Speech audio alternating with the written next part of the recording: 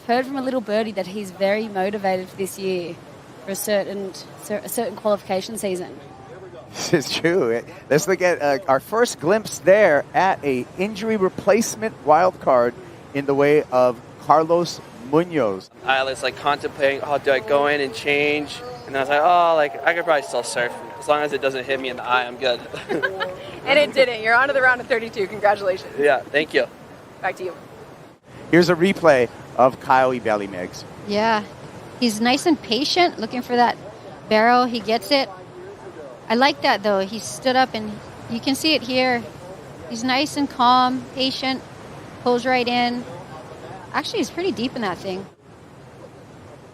Now, remember, this is Kelly's 31st appearance at pipe in competition on the championship level. And here he goes, number 11. Pumps through a frothy cavern. No problem for Slater. And he'll finish off that ride.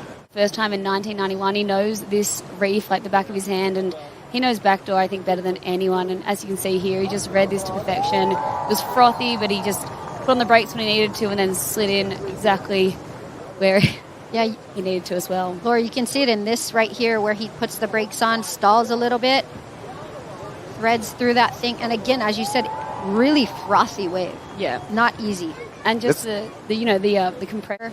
You see him paddling into this one, pulling straight in, actually driving through a couple of sections there, avoiding the cameraman in the lineup. That's part of the hazard out there, right? That was a super hard barrel to read. You could see that wind really affecting it, but Caio just muscling through. Came in, semifinal finish at the beginning of the season, both at pipe and at Sunset. Slater at pipeline left. Strolls through that one easily, just like he's walking the dog. No problem for Kelly Slater. Opened up with a 3.67, and we'll be waiting for that second wave score. Look at this. Just takes off in sync, backside into the barrel, riding that foam ball how he can. I mean, again, we haven't seen a lot of pipeline waves. Yeah. Make or Break Season 2, Apple TV Plus, February 17th, the debut. Caio Ibelli dropping into this barrel, disappearing, traveling for a long time, and the Brazilian comes out. That was a great wave as we catch up back to live action. Caio Ibelli, Laura, with a 5.77. He takes the lead. He gets a Yeti Tundra 110 cooler on top of all of that. Here's the replay of that 5.77. And then he can fill it with ice and have an ice bath for all of his... Here we see him sitting right there on his bum, dragging, staying in there as long as he can. He is the king of course, pipeline, but he really is of adaptation for real. You can tell he's motivated. There he goes, easy in the barrel right there. Get a couple of pumps right there, but backdoor says, we're not going to show you the exit door, but not for lack of effort for Kelly Slater. Think about dads, and think about when Kelly started surfing heats out here. He would be surfing against guys like Tom Carroll, Jerry Lopez, Kong, Derek Ho, and then now Kelly's surfing against Italo Ferreira and John Florence and a Baron Mamiya and a Jack Robinson. So he's transcended multiple generations.